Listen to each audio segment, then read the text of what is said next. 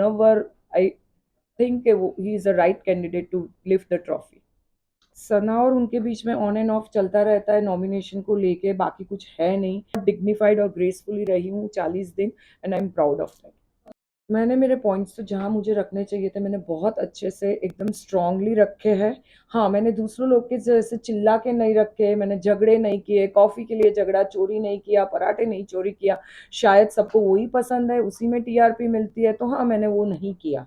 But जहाँ पे मुद्दे थे जेन्यून, जैसे मनारा और खानजादी के बीच में झगड़ा हुआ था, तब मैंने खानजादी के साथ मेरे कितने भी डिफरेंसेस रहे हो, मैंने खानजादी की साइड ली थी। कितना बार दिखाया गया है वो मुझे नहीं मालूम है। जहाँ मनारा गलत थी मैंने मनारा की साइड नहीं ली। तो वैसे काफ़ी मुद्दे थे जहाँ अभिषेक ने ट्रिप किया अपना एंगर, तो उसको कंट्रोल करने में हेल्प किया मैंने और रिंकू जी ने। और जो जो मुद्दे लगे कि ये जेन्यून है और घर को, बिग बॉस घर को इफेक्ट हो रहे हैं, वहाँ पे मैं खड़ी रही थी, मुझे ऐसा लगता है। क्योंकि जब ग्रेस पीरियड में आपका नाम लिया गया, बहुत हर्ट हुई स्पेशली अरुण से। और सबसे ज्यादा आप ये कहती हुई नजर आई कि आपने उनके अंडरवेयर धोए हैं, उसके बाद भी उन्होंने ऐसा किया है। क्या आप कहना चाहेंगे, क्या सही था वो करना? मेरा करना या अरुण का करना?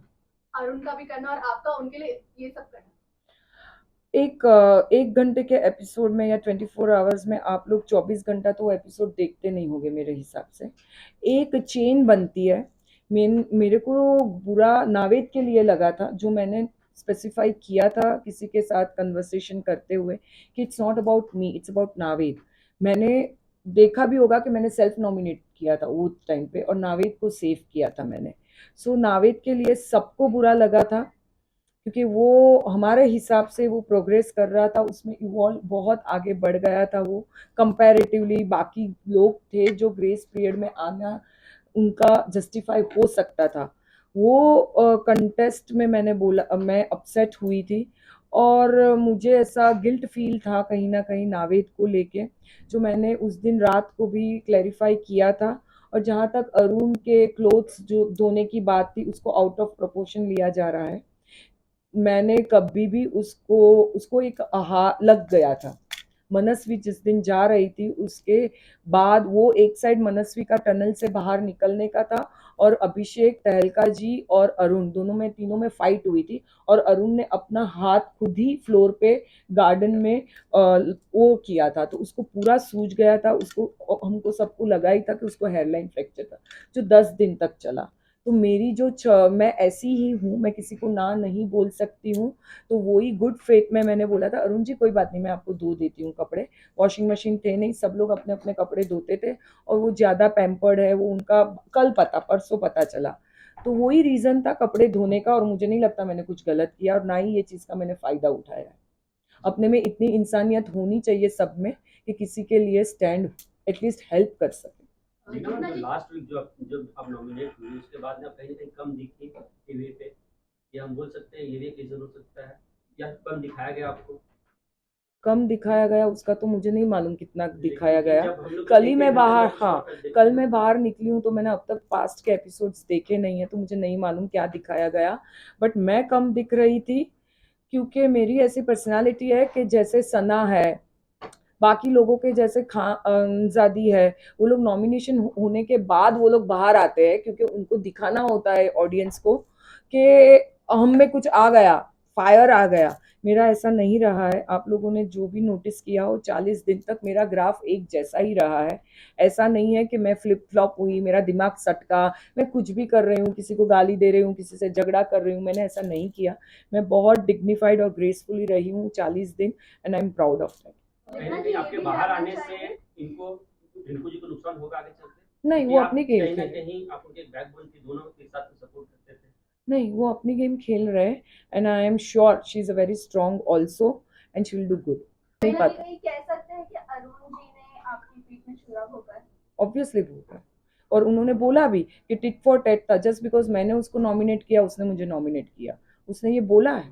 वो खुद आए थे मेरे पास ये बोलने, और उन्होंने कल भी मुझे, जब मैं निकल रही थी, सॉरी बोला। वो रोए भी थे वो चीज़ को लेके, बट डैमेज ऑलरेडी डन हो गया था। सो आई can not say more. I am proud of myself कि मैंने अपनी डिग्निटी कहीं पे छोड़ी नहीं, और मैंने मेरे से जितना मैं डिग्निफाइड और ग्रेसफुली मेरी एज, मेरे एक्सपीरियंस, मैच्योरिटी, विजडम सबको साथ में लेके चली हूँ and I am proud of that. जितना कि इसी के साथ साथ ड्रामा के साथ साथ ये भी जानना चाहेंगे, आपने कॉन्वर्सेशन में रिंकू जी के साथ एक कॉन्वर्सेशन आपकी हो रही थी जहाँ पर आपने बोला था कि मैं फुटेज के लिए नंगा नाच नहीं कर सकती हूँ। सही बात है। तो डू यू थिंक कि जो बहुत ज्यादा दिख कर आ रहे थे, जो बहुत ज्यादा फाइट में इन्वॉल्व हो रहे थे, क्या वो वैसे कर रहे थे? वो ऑडियंस को ज़्यादा पता होना चाहिए। नहीं, मैंने आपके जो मेरा words बोला, थे, इसीलिए मेरा बोला कि मैं ऐसा नहीं कर सकती हूँ। मैंने किसी कंटेस्टेंट का नाम नहीं लिया था शायद। नहीं, आपने नाम मैंने लिया सिर्फ था, मेरा but बोला the था। thing is कि आप जो जिस तरह से फाइट कर रहे हैं, बहुत ज्यादा जो दिख रहे लाउड होकर, तो कहीं ना कहीं उनकी वो गेम की स्ट्रेटेजी है। मैं ऐसी खुद पर्सनालिटी हूँ नहीं। बिग बॉस भी काफ़ी टाइम बोलते आ रहे थे कि लोग बहुत पिछली सीजन देख दाग के आए हैं और वो लोग वही करना चाह रहे हैं, बट ये वैसा सीजन नहीं है।